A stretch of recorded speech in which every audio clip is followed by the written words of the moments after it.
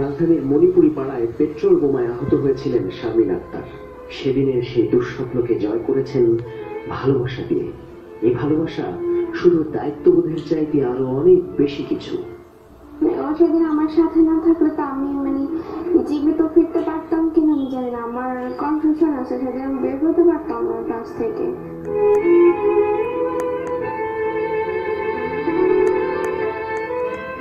প্রিয়তম স্বামীকে সারিয়ে তুলতে সে কি ভীষণ কষ্টই না করে চলেছেন শরীফা আক্তার।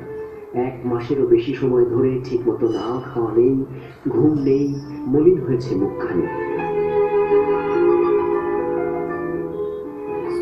দাঁত বাস করতে করুন লাগে, মুখ টুক বুঝাই দেওয়া লাগে, মলম দেওয়া লাগে।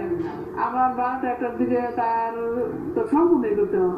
বাচ্চারা কিছু আবার একটা কষ্ট এক্সট্রা ভাবে। আবার একটা রোগীর পিছনে সময় দিতেছি, নিজেকে অসুস্থ হইতেছি।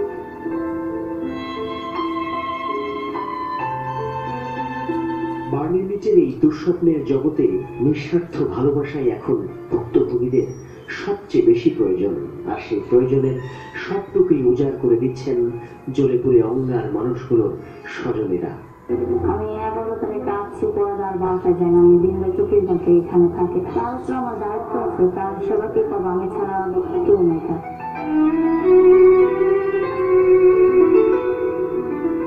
সন্তানের জন্য স্বামীর মৃত্যুর খবর বুকে চেপে আছেন শুকুরুন বেগম।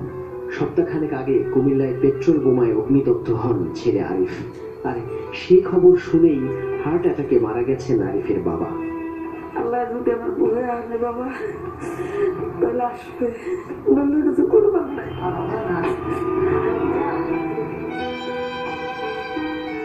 শুকুরুন বেগম এখনো তার নাক ফুল খোলেননি, কারণ অসুস্থ সন্তান যেন বুঝতে না পারে যে তার বাবা আর নেই। একসাথে ঠোঁটটা লাগান, বাতাস নেন মুখে। 1 2 3। আগুনে পুড়ে প্রায় নিঃশেষ হওয়া মানুষগুলোর ঘুরে দাঁড়ানোর সাহস জোগাতে কারো কারো নিরন্তর চেষ্টা। তাদের কাছে এটি যতটা কর্তব্য, তার চেয়ে অনেক বেশি মানুষের প্রতি ভালোবাসা। আসলে আমাদের অকুপেশনাল থেরাপিস্ট হিসেবে একটাই গোল থাকে যে অবস্থাতে রোগী থাকুক না কেন, সে অবস্থাতে তাকে অ্যাকসেপ্ট করে নেওয়া, মেন্টালি সাপোর্ট দিয়ে যে অবস্থায় থাকুক না কেন তাকে অ্যাক্টিভিটিতে ইনভলভ করা।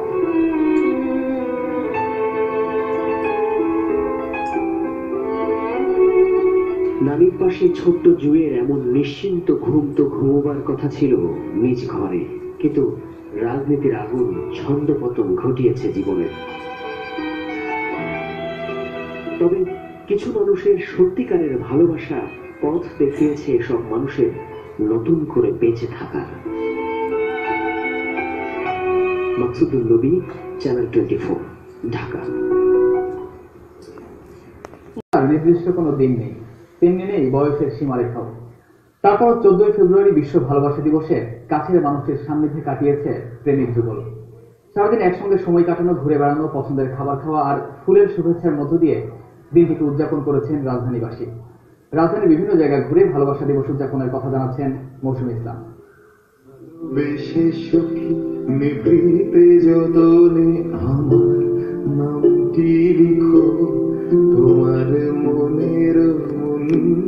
ভালোবাসা 4 অক্ষরের এই শব্দটি আছে বলে পৃথিবীটা আজও সুন্দর। প্রেমময় পৃথিবীর এই রূপ যুগ যুগ ধরে উঠে এসেছে কবির লেখনীতে, শিল্পীর কণ্ঠে আর উপন্যাসের গাঁথুনিতে।